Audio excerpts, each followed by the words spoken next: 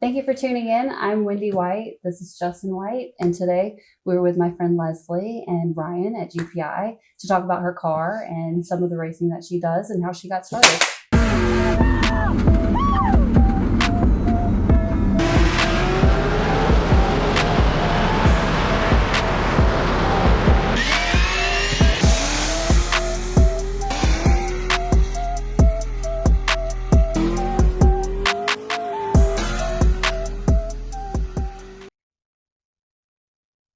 New gimbal.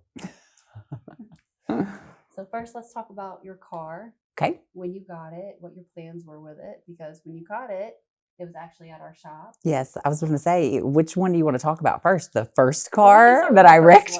You started the first one. Okay. How I got started with that one. So we bought an orange 2010 Camaro from Josh. Yep. Remember that guy? And we went to a little race in Centerville, and I went there and I said, if I ever had a race car, it would be, I saw a Cadillac there and I said, that would be it. So about 2 weeks later, Larry found one and it showed up at my doorstep. So kind of grew with that combo. We started stock with that one, right? And we just did some little bolt-on stuff. Put it on E85 and kind of ran with it. It was my daily driver, so I drove it to work every day. And then, They're super basic to start with. Yeah. At some point, you guys did cam headers, and I think we did.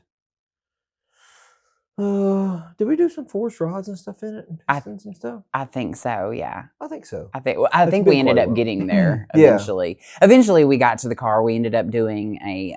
You cammed it first, and then we did another cam, and then went through the engine and just like freshened it up. Yeah, yeah. And obviously, I was growing with it, so I wanted to go faster and faster and faster. And we finally put a 15-inch conversion on it, and went and did a little event up in Paragould, and it was a no prep event, and apparently I'm not very good at that. So that car went into the ditch, and but luckily everything, all the insides were good, and that's when we found the car at your shop. I think it was Ryan Caldwell's car, yeah, and we totally just dumped that combo into, well, it wasn't that easy for one. We ended up having to do a lot to it, but yeah. And then we got it back, and we had a couple of hiccups with it. And then, I mean, we just kept growing with it to the point where I made it a full out, my race car. It's not a daily anymore. I got my own thing, and now we're full on racing it. It's so funny that we have like the same story. Yeah. We talked about this several times. Exactly. Yeah. We both totaled our first V2s. Yep. And then now we have full race car, Yep. amazing V2s. Yep. Yeah. I think it's a natural progression. You know, you start basic, you tiptoe in, and then the desire to go faster just kind of takes over, and it seems like it just always keeps trickling up, and then you know, like for you, that money keeps trickling it up. That helps. Yeah, true. You know, at the same time that you were building your that V2, we had done an engine and stuff for Larry's the Camaro. You know, the orange car, like in 2018 or something like that. Several years ago now. Put an LSA blower on it. Yeah. Shot of nitrous. 427, and y'all went to Cadillac Attack. That's where we finally met face to face. Where Matt Allman won without having to race anybody. Yeah. Matt won. Larry's car did good, you know, for what it was. It didn't make any boost. You know, Larry's combo was super simple. And you know, it just, you know, I think then at some point we freshened up. Around that point, we freshened up the engine in your car, and I think we changed the cam, and you started getting a little bit more serious. At that point, I think we ended up putting a little bit of nitrous on it, and you know, then we started doing some more. And around in this area, the daily driver type races kind of started popping off a little bit. You know, and a lot of that stuff, most of it, just like it is now, was no time stuff. You know, and you know, you'd get like the 4-car shootouts and that stuff was kind of born, and that's kind of how that setup, you know, progressed along on the first car, and then, you know, obviously you tried your hand at the no prep deal, and that was it. You know, that was the end of that car. I never ever want to street race ever again. That's not my thing. But all that, you know, you transplanted out of that into this car, then we freshened it up, and then you started getting into these daily driver shootouts. Well, we took the motor out of my car and then took Larry's 427 and put it. That was what, year before last? No, I think that was close to 3 years. The 427? Mm-hmm. I think we've run 2 seasons on it because we did the 2650 at the same time. Okay. Yeah.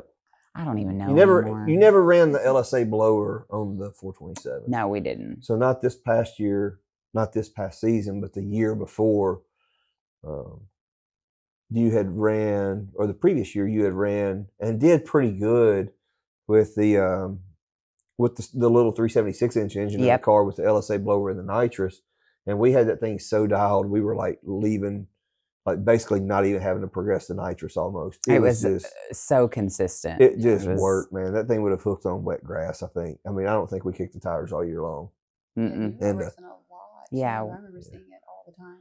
Yeah, we ran some. You know, it's all no time racing, but, you know, we used the slips, obviously, like everyone, to kind of gauge your progress and know that we're going in the right direction. And we were like, heck yeah, but, you know, here came the off season. We knew everybody was getting faster. So the little switcheroo, dropped Larry's 427 in there, and it's like, got the Hot Rod 2650 blower set up and put it on. And I love that setup because it's a little bit different than your CTS-V with the 2650 on it. You know, I felt like I wanted to kind of stand out a little bit, so that's why I went with that. It just so happened to be on the shelf here, and I was like, okay. I didn't think that we could get anything else out, out of the other combo, so I knew we had to do something else. And Larry was wanting to build the Mustang, and that's when we ended up swapping over motors. And the scoop out of the hood was super subtle. Yeah. Yeah, it was just kind of so. Just like we were talking earlier about the airflow. What do you prefer on the short direct stack? That's it. That's all we want. That car. Oh. Yeah. People ask me all the time, like, why do you really like that? Like, how did you enjoy cutting the hood up? And I'm like, I mean, I think it looks badass. Like, why? I don't. The only other person that I know did it was George Benson. That's the only other person that I know that was running those blower on a Cadillac. I don't know anybody. Still don't know anybody else. I looked at that blower and thought, man, this has to be like a killer design and work really well. And then when we put it on and started initially doing our testing on the dyno, you know, I had called Magnuson and I had found out kind of who worked with the Copo stuff and everything. And was like, where are you guys going blower speed? And I'm trying to fish, and I'm like, I'm trying to work up there, and then I'm trying to like, if they're going there, then maybe we'll try a little bit more. Yeah. And man, we started having like the cog belts on the jack shaft. Knock on wood, we really haven't had any serpentine drive problems. It's been on the cog belt. Pulling teeth off? Shredding. Yeah, just holding it. And there's been a couple things that we found and identified as issues. You know, we had to slow the blower back down a little bit, and just, you know, the proper tension on that belt makes a lot of difference. And, you know, just a few things that we had to figure out because we hadn't used that blower previously. But yeah, it worked pretty good. And that first year you had the engine in the car, I think we just had a couple of small nitrous nozzles in the volute because we weren't really putting much nitrous through it or anything. Right. So it did well, but it was like a complete learning curve all over again, because the previous setup would just go down through there on nitrous, it didn't matter.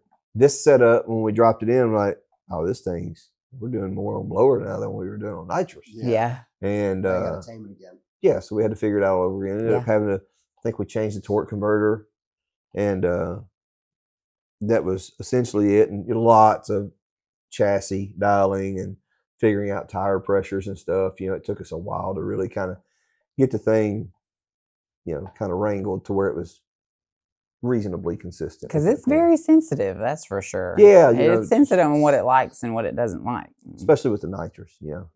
But we've had to power manage that car ever since it's had the 427 and the 2650, like pulling timing out and stuff. We can't just, drop the hammer on it.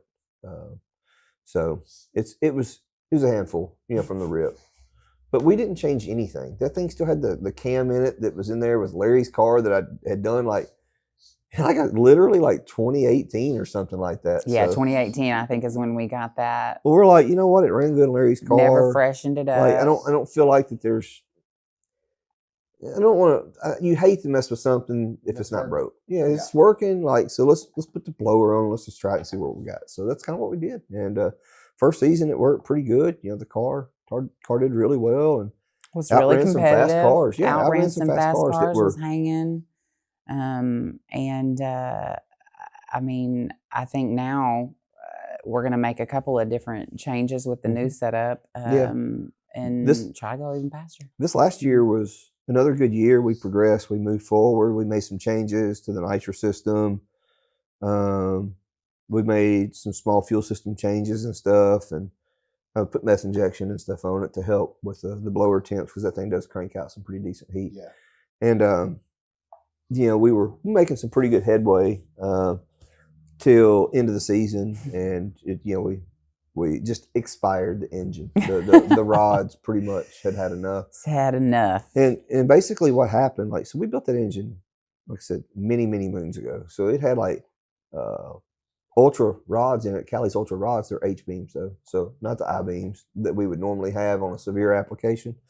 But what we were running into that night, it had just hit the off season, right? So the air was cooling down and the track was prepped pretty good. We had made a really quick blower pass, and the car spun a little bit on the 2-3 shift, which then caused it to it spiked the wheel speed, and it almost immediately commanded the 3-4 shift. So it shifted into fourth while it was locking the converter and lugged. It was okay on the blower pass. So I raised the 3-4 shift a little bit to try to get that separated a little bit in case it did it again, and it did it again on the nitrous pull. And we had knocked the tires off the first time we tried to spray it, so I pulled the progressive way back just to try to get some data.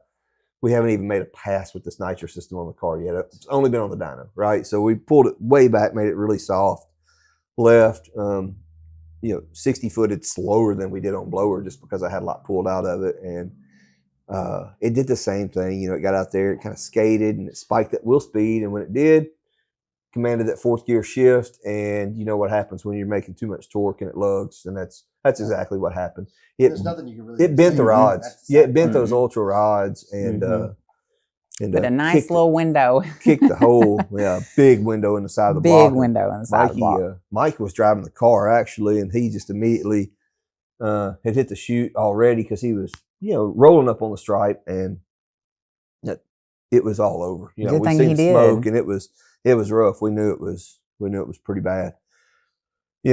So we kind of, I guess Larry got it apart there at y'all's house and kind of evaluated kind of what happened. Yeah, we immediately took it to the garage and was all taking the motor out. Good. The tune-up was super soft. It just lugged it down. Like I said, there's not really much. Just gave out. So much you can do.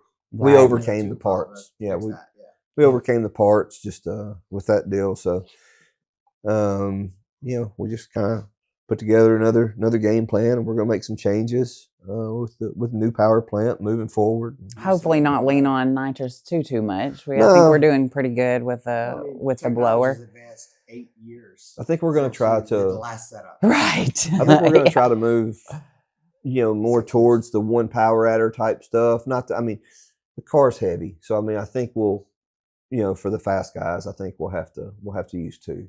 But I think we can run pretty competitively with single power adder stuff, even despite the car being heavy. And we're committed to the no timed events right now because it's what's big and they have really nice payouts. Yeah.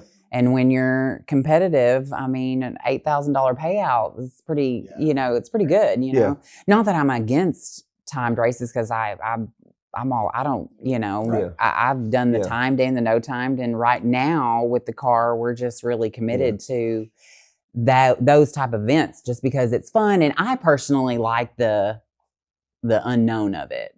You know, I like to draw out of the bag. I don't like to really qualify, you know, those type of things. I like to just, everybody fits the rules, just, you know, run what you brung, kind of pull out of the bag, and everybody, you know, just it's like a wondering game. You know, it's like who's going to win, who's not going to win. You know what I mean? Yeah.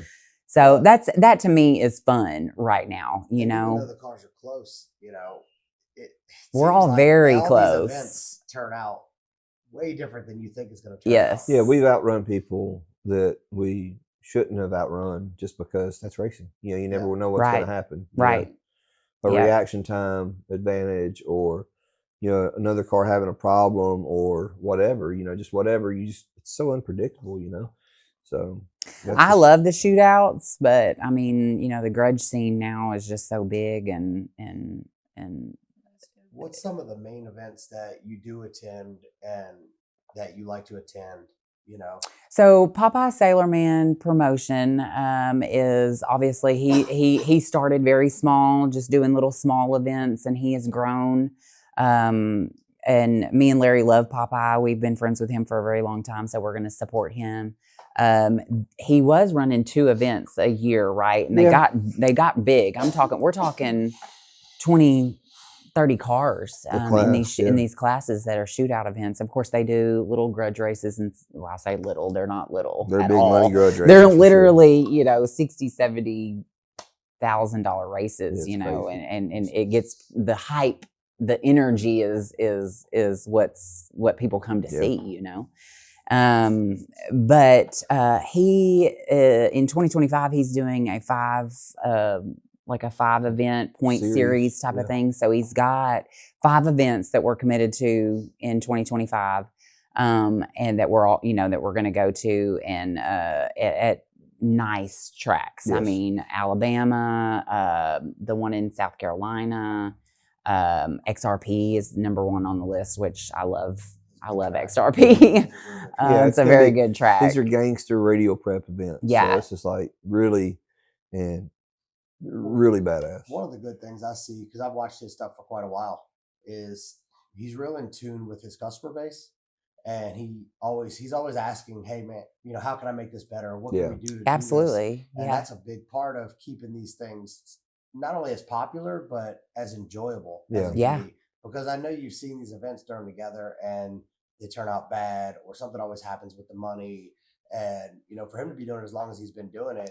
And I will say, I mean, his events are very, you know, they're structured. They're, you know, he gets the ball rolling. I mean, you're not sitting around waiting around. Grudge races always, because, you know, you're gathering money, you know, you got your teams in the lanes. They always seem to slow the stuff down a little bit sometimes, but he seems to keep the stuff rolling through at a better pace than any of the other grudge events I've ever been to, in regards to that, and keeping action going and keeping everybody engaged. And I tell you what, you know, he's got, just like all the promoters, he's got a impossible job of trying to please everyone, right? So you want to get your car count up, and you want to make sensible classes for people, but you're on the fence between not enough rules and too many rules. And what are the most relevant rules in the smallest list to weed out what doesn't need to be in here, you know, because somebody's always trying to get in somewhere they don't need to be. Right. And I think overall he does a pretty good job with that, about keeping it sensible, common sense. This is it. And then you got your daily driver, single power adder or whatever. Then you got your outlaw daily. And he just started doing that. Most of his events are Fridays and Saturdays. He has, you know, Friday night's going to be 1 power adder foot breakers, you know, for cars that are like mine, you know, that do well. And then the Saturday night, it's kind of an all out, you know, that's when you got your turbo guys with their trans brakes, and, you know, those cars, you know, and that way I can use my nitrous and kind of be competitive in that. So I'm competitive in both nights. So, and that's what's fun. That way I don't have to worry about, oh, do I need to spray, or do we need to get a nitrous? We know, hey, Saturdays, we're going to put the bottle in. Friday, we're just going to do blower stuff, you know, so, yeah. But it's fun. But it seems like he's probably one of the forerunners in the whole overdrive deal too. Yeah. Yeah, I think that's getting super popular. And honestly, I like it. I think it's kind of cool because it's also pushing the platforms really hard right now. We are beating the heck out of him. He's local to us, right? So he's like right here. And, you know, when his event started out and he first got into doing this stuff, you know, his first event was like F-Body versus the world, you know, basically that was an event to draw in, you know, all makes and models, but basically like the first round of the event, none of the F-Bodies raced each other. It was F-Body versus something else, right? You know, and then it was a no time event. And then there was a daily driver in a power adder daily driver. And heck, on that one, his very first deal, we had to drive and make a cruise. And this was like probably about a 30-minute drive altogether to and from to get there, and had to come basically right to the lanes and race. So I think he's done stuff right. I think he's learned from each event and listened to the people, like what you said, and he's made good progression towards giving the people what they want to see, and the racers, you know, to who wants to get in there. And you know, you don't want to have one car that's just way out in left field against everybody that's right, you know, like a pro mod in the class of daily drivers, you know, just because it scrapes in and it fit that last set of rules or whatever, you know. So he's really good at looking at that stuff and keeping it real. It seems like that seems to be happening more and more with a lot of these bigger events. Yeah. You know, they you know, Streetcar Takeover is a really good event, but they've now basically call it Race Car Takeover. Yeah. Because I mean, by the time you get in there with a streetcar, it's not a streetcar anymore. Right. It's just they have to, and I get why they have to do it. They have to open these rules up to try to get more cars because the events get bigger. But right. It seemed like even though Popeye is kind of growing, he's still sticking to what the original plan was. And I think that's really benefiting that race, and it really gets people, you know, to keep coming back. It also builds a network, honestly, for you and guys like me that deal with a lot of these overdrive cars. It builds a bigger customer base for us, because where people would have just swapped the cars for like a Turbo 400 or something like that, it keeps them interested in, you know, the overdrive platform, which gives us a chance to advance further. Yeah, and in the Outlaw Daily, he still allows the swap transmission guys to be able to get in there too.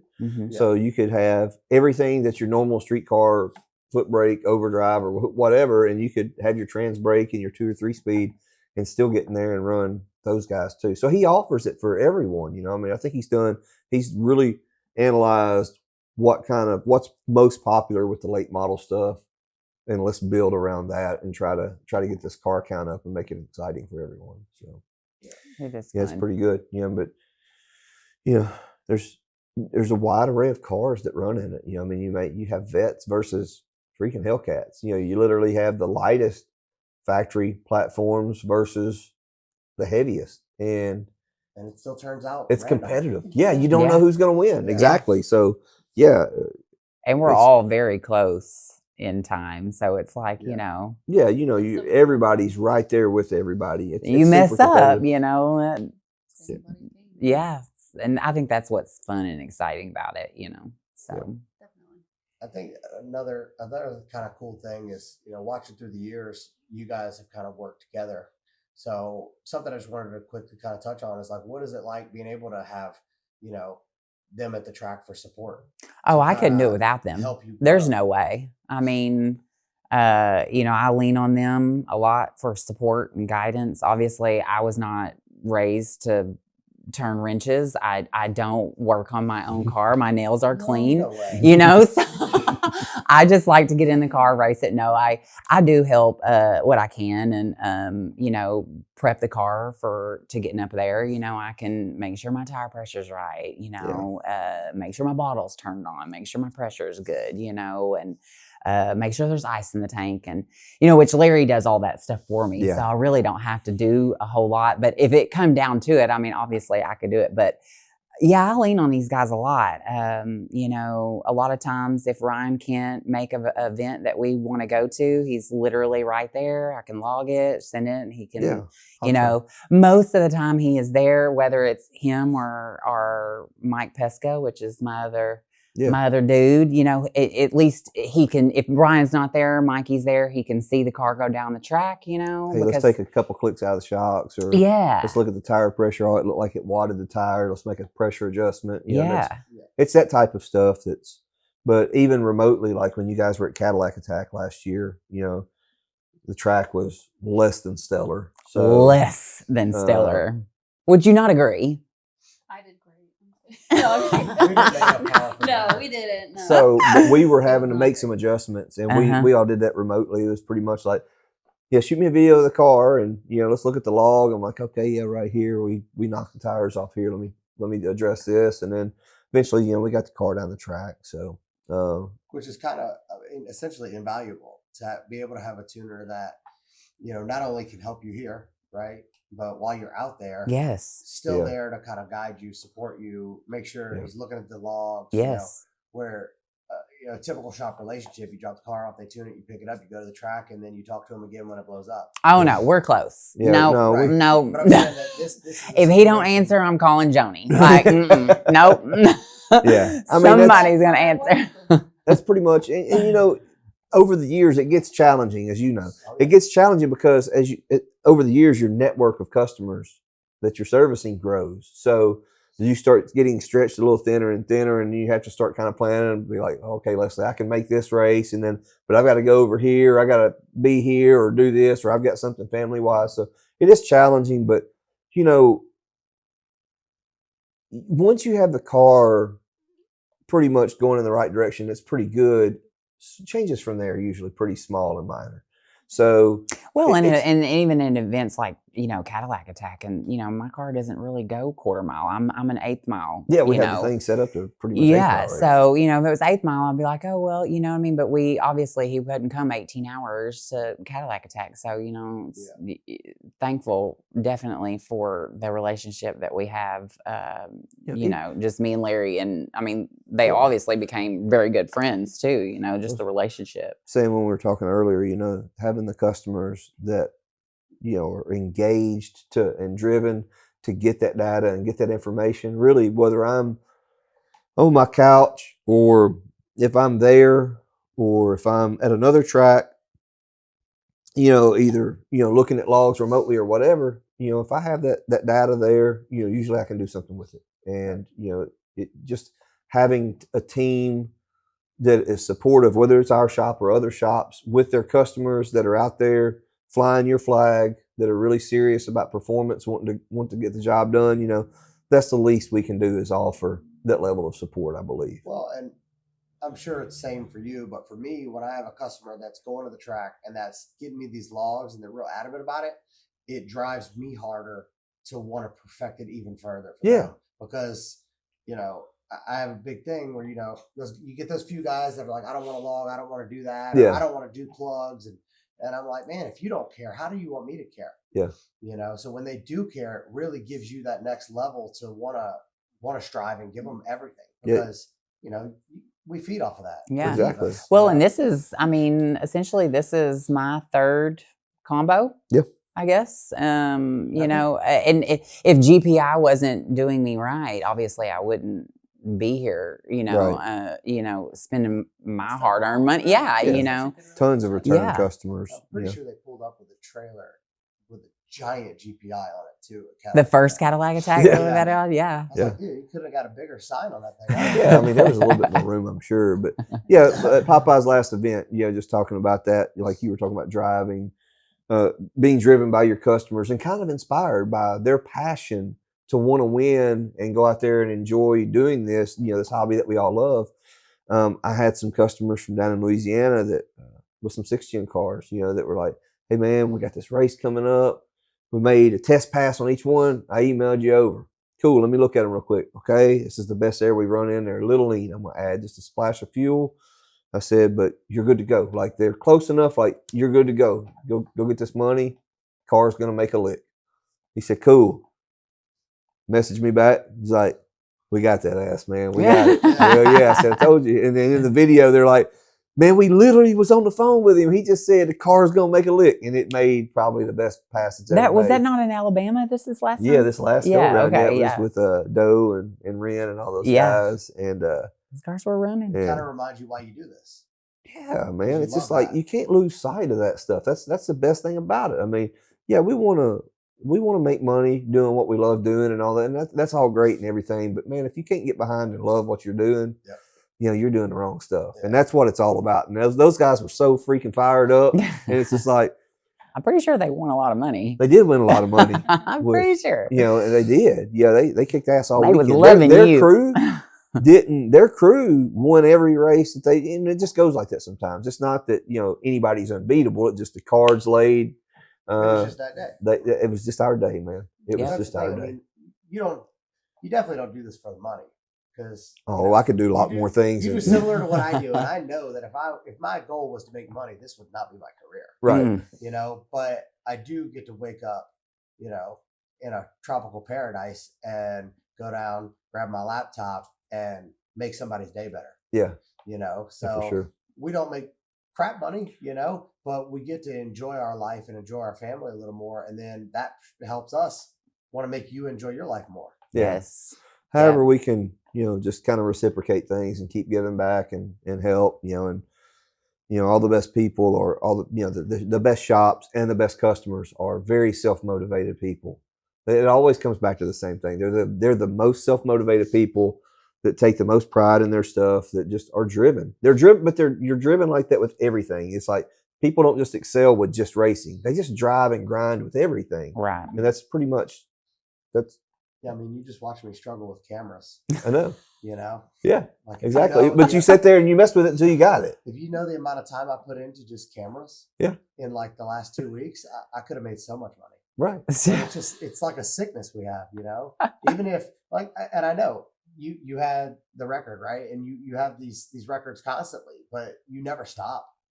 Because I can get the record on a car and hold it, and I'm still going to try to go faster. Yeah, because in the back there's always a little bit more. Yeah, over the summer we took the summer off to make upgrades to the car, try to make it cosmetically look good. We got a new grill. I put little carbon fiber details just to make it look good, and we were trying to get some weight out of the car or something. Yeah. Made all these upgrades, test it, blow it up. Here I am again. Yeah.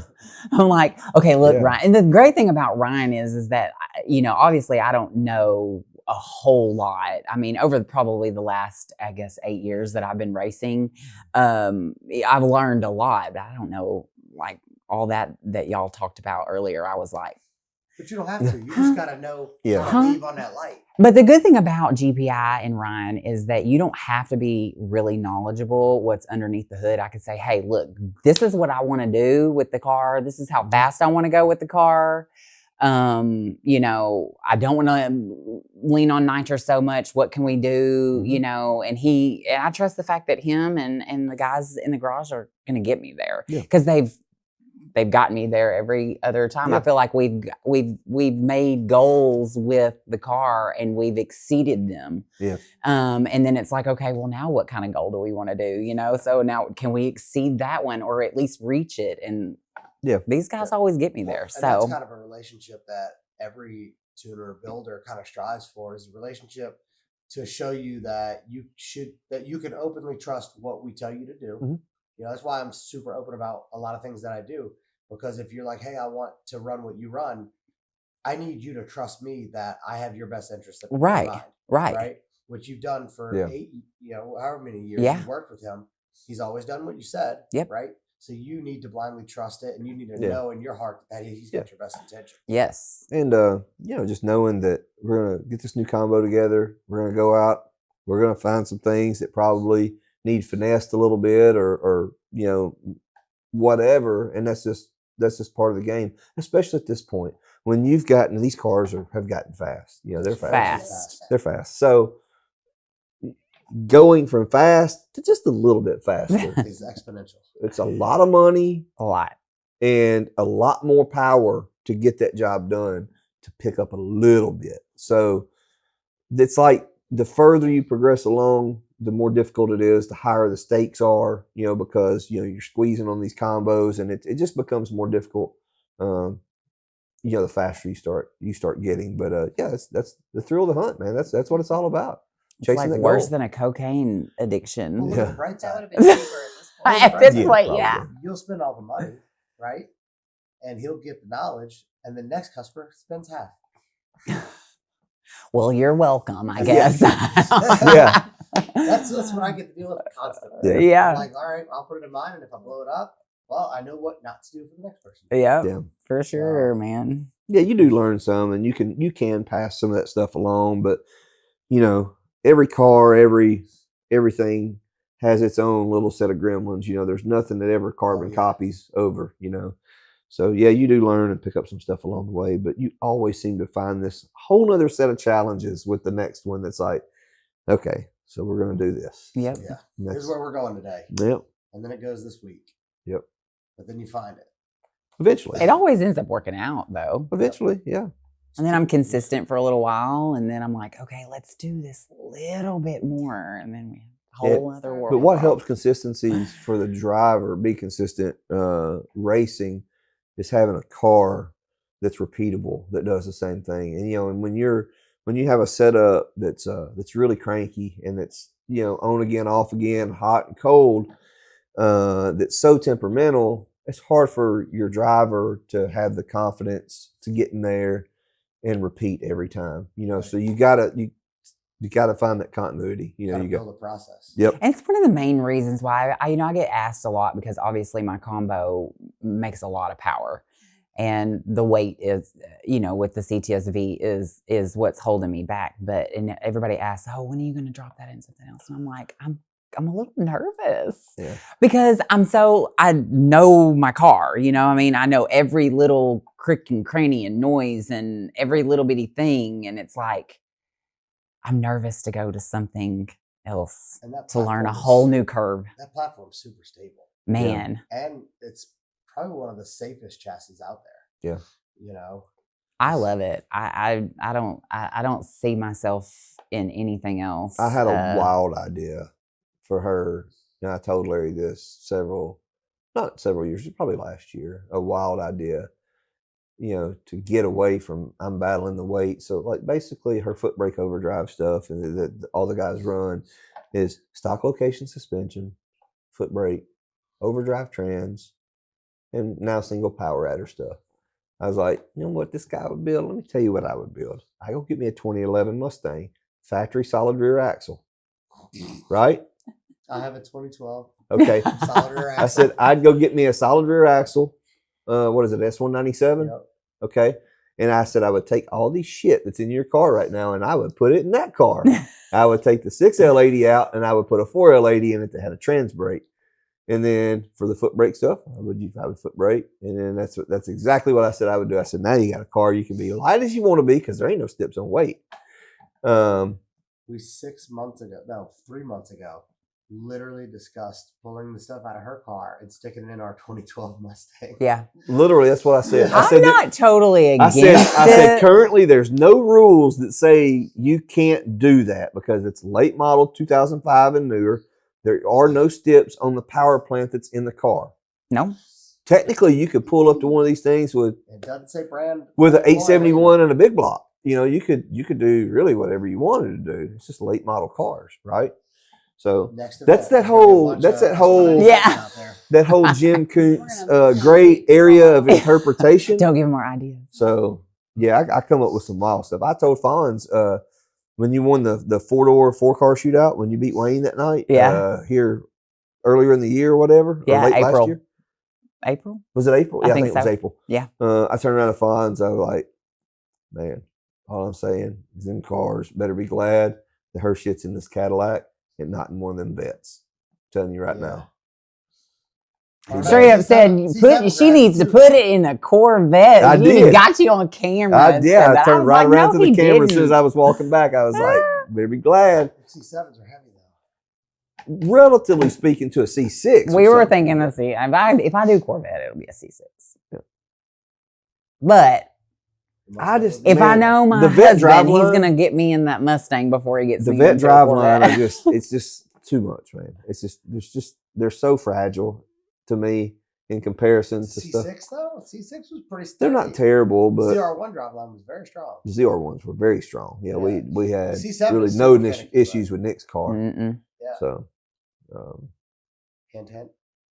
I don't have one of those later. That's a big step. But see, I said the Mustang idea: factory solid rear axle, factory location suspension. So that's why we were talking about mine, because I told her, I said, like, it's got literally a solid axle in it. Like, so we have all this chassis we could work with and fit well within the rules on everything. But it'd be a morphodite combo, and after the first couple times out, somebody would probably cry about it and they'd change the rules. So you know how that goes. Well, they're gonna cry anyway. Well, probably somebody is. Somebody's gonna cry. But hey, that's that gray area. I mean, if you look at the rules, until while you collect the money, and then next year you just swap it back into something else. Yeah, good. That's a lot of work. That's swapping back and forth. Mustang life. There's lots of ways. If it was up to my husband, yeah, it would totally be. He's a Mustang guy. You'd have a suspension limitation. Well, I think I could probably get an outlaw daily with that. I just put a 4L80 in there, and then no. That's not okay. No, I'll move the shock. Totally a horrible idea. I can move the shocks back to factory location. Is it? I mean, there's all kinds of 2,400-pound daily drivers out there. Me. 2,400 pounds. I mean, it's not. With me in it, it is. With you in the car, yeah. It's 2,400. On the That's starting insane. Now you're thinking again. Yeah. So I don't know if we keep all four wheels on the ground. It's all still in that thing. It's ASAG. Electric motors in the front. Oh. Here we go. Here we go. Oh man. It's ASAG. Almost steel, almost glass. That does fit, doesn't it? Yeah, basically. I mean, it's all optic armor windows. I mean, it's got the factory quarter panels and. Is that optic armor in the back? Yeah. Looks factory, doesn't it? Damn, that looks good. Yeah. That looks real close. Yeah. Mm-hmm. Yeah, the side windows didn't get me, but the back one did. Yeah, if the install's on point, you don't get much ripple look on the. There's nothing. No. It looks like glass. Yeah. It does, doesn't the it? side windows had the ripples because they had all does. the screws in them. Yeah. But the front window in it's optic armor as well. So I didn't know the back one was. Mm-hmm. So all of it, all the way around the car? Yeah, except for the quarter glass windows. I mean, or you just do an LT and go for the record with that. Yeah. Just saying. Yeah. Lots of options. Nobody said it had to be in a 6th gen. Mm-mm. It's got to be 05 in there, right? 05? I think that's what they were going to say. 05 model years in there, something like that. I don't know. I have no idea. Either way. I drive a 2010 CTS-V. You don't have to worry about that problem yet. She doesn't know that. That's 4,000 pounds with me in the car. Yeah. So, yay. 10 canned out. Yeah, we're weight reduction out, and still 4,000 pounds. So yeah. Even when you start cutting them, I think people are only getting down to like 37. And that's why I think that's Larry would love for me to be 3,800 with me in the car. 100 pounds, which is doable. You're only a torch away. I mean, he bought a whole Snap-on thing that he showed me this weekend, and he's like, "I'm gonna get to work on Christmas break." And I was like, "Okay." Have you ever seen that 4,000 horsepower one? I was talking to him at the Hail Mary race, and he said you'd be surprised how many layers the floors are. Yeah. Oh gosh. Yeah. And I don't think there's a floor stipulation. Yeah, maybe not. Like on the Cadillacs. Yeah, that's where it's like this. Is. It's literally, I mean, some parts of that foam is like that. They said like steel. There's like 6 or 7 layers in some areas. Yeah, probably in the tunnel area and stuff. Yeah, it's probably pretty dense. Well, I've decided not to sell the car, so I'm going to keep the car. So I think we're going to try to get some weight out of it. Sticking with the blower, to where I can. Nitrous. Mm-hmm. Yep. Foot brake cars, it's hard to beat the dual power adder, stuff. Supercharger nitrous combos just works. Even if it had the trans brake, that's a rough combo to handle. I mean, 8th mile stuff works pretty good. So, yeah, turbo stuff's there, but it's more quarter mile. Turbo stuff obviously has the potential, I think, to be faster everywhere. It's just this foot brake stuff's just so hot right now, and I'll be honest with you, the late model transmissions, none of the trans brakes are really fast, anyways. They don't react fast, so. Yeah, well, it's a totally different deal, Yeah, it's not like having a pro brake on a Turbo 400. Right. So, just there's not really any ET benefit on a trans brake on a supercharged car. There's nothing but maybe just a little bit of reaction time. So the foot brake stuff is what's hot and popping. So I think just focusing on that and continuing to chip away, keep going. But is there any other different events that you plan to attend? Or we were thinking about bragging rights, but I think I just saw that they were sold out of the No Time Overdrive. I think they were complete.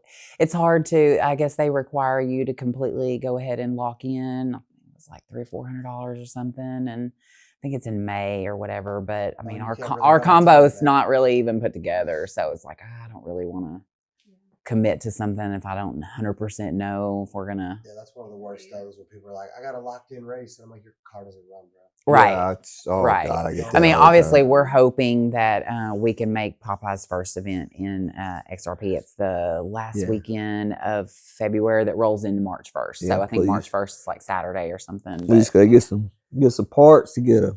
Yeah. Of course, we're just waiting.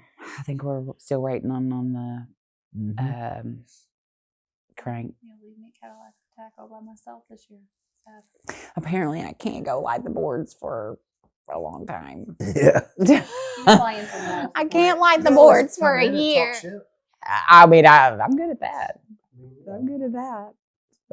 Come watch you. I could do that. I could.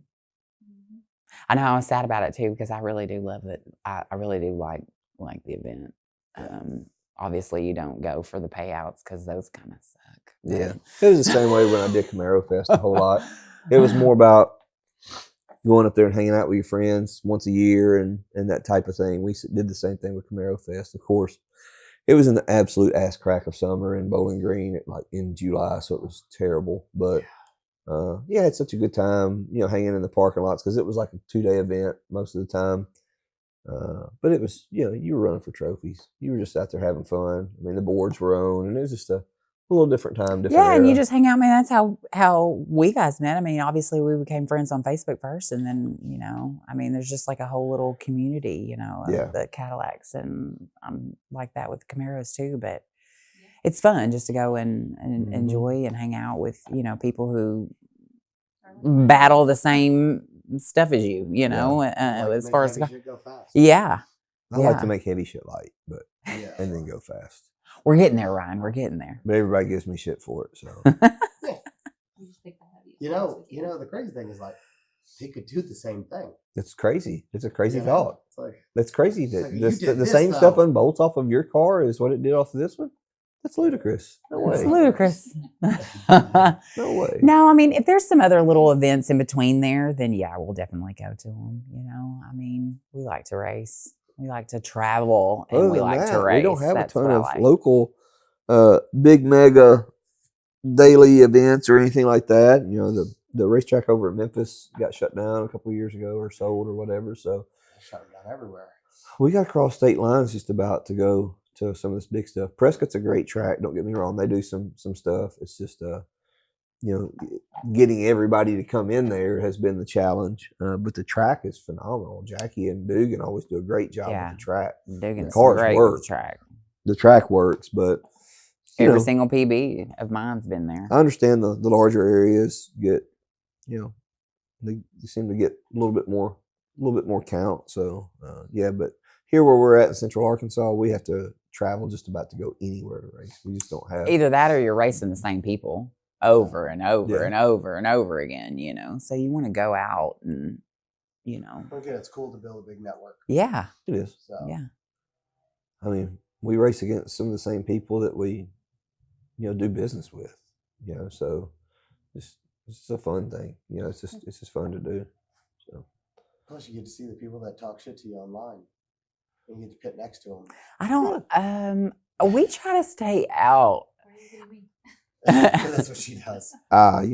We try to stay out of. I don't really have the. Nor does my husband have the temperament for all that. So we try to stay in the background, trying to not get in the middle of the hoop and hollering and all that. Most of the people don't usually have the same energy at the track as they did online. Usually it's they have never a do. little bit different vibe. You gotta be careful with Larry, because You have to be careful if me, Larry, and Matt Almond are together, and Aaron, I promise. And then you in the mix too. If you were there, oh Lord, there would be. We're all going to jail. That time on the thing. But tell me that night in jail wouldn't be awesome. Yeah, it'd be. Yeah, I would take off on a mini bike and I'm like flooring it. And this thing's not moving, and Larry's just. I do remember that. How are you holding that? I jumped the fence 2 years ago at Prescott and got right up in the dude's face. I'm like, you want to get a Fox body up here to try to hustle this Cadillac? And won't you? I said, I got a black Fijian back here, overdrive car that says way more like you. I'll bust your ass if you want to get some of that. And I'm just like right in this dude's face because they had messed up that night. They had lit the board on accident with her car. And then he comes up wanting to race afterwards. So like, he already thinks, well, I got this covered or whatever. And I don't know if we sprayed the car on that pass that they showed or what, but regardless, it was just frustrating because, like, man, yeah, you cool. I don't think we did. You got a Fox body, and you come up here trying to flex on a car like that. Like, man, I got something for you down here if you want some of that. Well, we ended up racing that night. I can't mess with that car. I'm like, well, I think we ended up racing. Of course, here comes Matt with but you red lit. I red lit. And I just was out. I don't know what was wrong with me, but I red lit and he still, I'm talking a millimeter of a second. And he still came and he was like, I ain't got nothing for y'all. Because we tried to run it back. We were like, let's run it back. Matt and Aaron, they were trying to bet all kinds and this and that. And I was like, I'll run it back. Me and Matt, actually the car that Matt won Cadillac Attack with, there had been a boy talking a bunch of smack here locally online. And me and Matt and Aaron were on the highway tuning on his car. And before it had the nitrous and stuff on it. And I said, we pulled in the liquor store down here by Cabot, turning around. I'm like, there that son of a bitch is. We pulled up there, and I'm like in the back seat with my computer back here. Went, had 4-door, hit the window. I'm like, hey, man, what's up with that shit you was talking online? He's like, nah, what? Nah, what? I'm like, no, wasn't me. I mean, you ain't got nothing to say right now, or you got your tongue? Like, or we got some problems, or what? Are we good? Oh, man, we're good. I'm like, okay, cool. So it's instances like that spawned my Keyboard Warrior shirt that I made. It's a Keyboard Warrior shirt? Yeah, it's hands typing on a keyboard circled with a slash through it. Oh, and the GPI on the back, and instead of go out and performance innovations, go prove it. So you need to spend more time getting it done instead of talking about it. So, but yeah, we all have those guys that get on there, and but there's a difference though, because being in this industry a while, we go to a lot of the same events. Yeah. And there's probably less than 10 of us that actually have cars out there.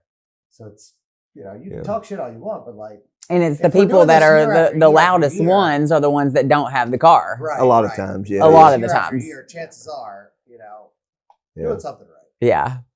Yeah, it just is what it is. I think, when you're small and up and coming, you're the underground, man. You got everybody kind of there. Everybody's, cheering for you and everything. And then once you haven't been around for a little while or successful for a little while, then the trend seems to be that, well, that's when you start developing a little bit of the haters. And maybe it's just because you're not their hometown hero. You're not their boy.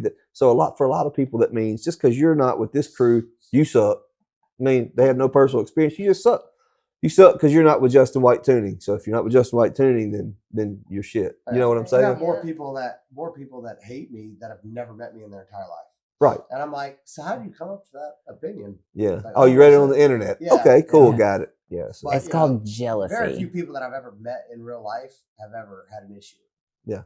Whether they just decided they no longer wanted an issue, or they realized that I'm not a. Yeah. I mean, I am a dick, but not. It's just this. You're not like the biggest dick like they think you are. It just comes with the territory, I believe, and I think it's just part of. It's really easy to get on the internet. When I started doing stuff like back in the 90s, there was no social media. Like if you had something to say, you just said it to the person, or you didn't, or you said it in a circle to your friends, and then they went and ratted on you, and then you fucking had to handle it anyway. So. Yep. Now you're really showing your age. But it was very simple, right? But it was just a very simple time. Now it's just so easy for anybody to hop on, say what they want. Yep. And the sad part is, A lot of these minions out here believe that stuff. And it's just ridiculous. It's like, I expect people to talk the shit, but for some people to buy into some of the stuff that's said is but that what gets also me. kind of gives you, an insight into, did you really want that customer that was that gullible? Yeah, probably not. It sucks because because you feel like maybe you could have shaped his opinion the proper way. Sometimes it can save you some grief in the long run, for sure, though. But hey, learning that not all money's green was a hard lesson for me. You just turn it into something positive and use it for motivation. It's like, hey, man, I just keep plugging away and keep doing this, and that's what you have to do. And eventually, you can't see that they did this, and all these achievements. You can't just look at that for somebody and say they don't know what they're doing. Right. You just keep plugging away and keep doing you, and eventually, there's nothing else to talk about. Right. So. Right. Don't talk about it. Just race about it. Just do it. Just race about it. That's right. Yeah. There's a 50% chance you're going to win. There's a 50% chance you're going to lose. So that's why on every single race. Because I can't afford to lose 50%. Look, it's not there. Either bet on red or black. That's how easy every race is. $20. That's what walk into the hotel. I'm 100. Is that not right? That is exactly what you do. $20, red or black. That's it. If you lose it, that's it. If you lose it, but so what if you win it? If I win it, I give it to her, and then she goes and gets it. Okay. Then I give him another $20. So we need to go to the casino together because I love roulette. Love it. I could sit there all night. I just figured it was my best chance at making $20. Yeah. It's the easiest gamble, Times isn't are hard. it? Red or black. Yeah. All right. So Cadillac or Corvette. In the future, lighten the boards, go to Corvette. Not anywhere near that. Neither. Okay, good. Not anywhere near. Maybe we'll revisit in 365 days. A year can can change. I am committed to the no time, and I cannot light the boards up for a year. Matching S197s. Yeah, let's do that. Let's do that. I'll never forget the time I got to drive your car. You heard it here first. There's only been You're stealing the idea. Only two? Yeah, me and you. My best friend and you. Because I drove his car one time. Do you remember that? Me. What? When we were out at where were we at? Oklahoma? I think so. When we were in Oklahoma and you didn't want to drive because there was cops, so she drove my car back for me. What was I doing? You had the. Oh, that's because I still. I had your car. License. Okay, I was driving his car. Yes. Because you went to race and then the cop showed up and you were like, "Oh, I don't have my driver's license right now," so he had to jump out. I drove his car and you drove my car. I got to drive the pink. Yeah. It was just like 4 miles down the road, but I'm never going to live it down. So I told people she's the only girl who's ever driven my car. She was like, "Will you drive?" I was like, "Yes." You don't have to ask me twice. Yeah. Absolutely. That just means I trust you. Oh. I don't let anybody drive that. You were in I drove. You got in the car with me. You don't remember that? My memory. If it's not useless tuning information or something with a car, I don't remember any of it. I only remember the stuff that Harley. It's hard to remember. Harley's house. I remember the situation. Yeah. Yeah. Bunch of outlaws. This is another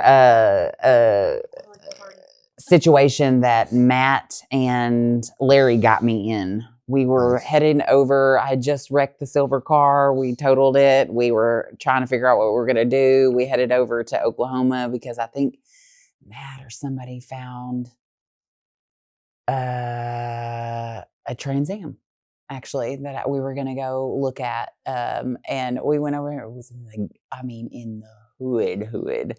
We were like, oh, great. What are we going to do? Obviously, the car was not what the ad was on Facebook or whatever. So we ended up going over to where you guys were at. And somehow, didn't plan on spending the night or anything, but somehow they got me to spend the night and stay up till like 4 o'clock in the morning. Then we went to the event the next day. I still hadn't washed my ass. It was horrible. I warn people that this, man, I was wrong with y'all. I'm like, oh, I had a great time with you guys, but the fact that I didn't get no sleep and I was not prepared for an overnight event. It was pretty. It was fun and you didn't die. But it was fun and I did not die. And I got to drive your car. So there's that. Great time for anybody who gets to drive my car. Yeah, it was. I look forward to it. Yeah, not you. You don't drive it. All right, wrap us up. Tune in to the next episode. Thank you both for Dang, being on our handled it. episode again and taking up your day. Yeah, no worries. Yes. Because I know it's an off day, so we really appreciate it. Absolutely. It's always great to see you. Oh, well, thanks for inviting me. You can't come to Arkansas and not tell me you're here. I would I never. can't I would never can't do not come. So I'm coming It's here. not I'm often telling that you. we come through here, but We never come through that's here. right. This is it. Why would you want to? Right.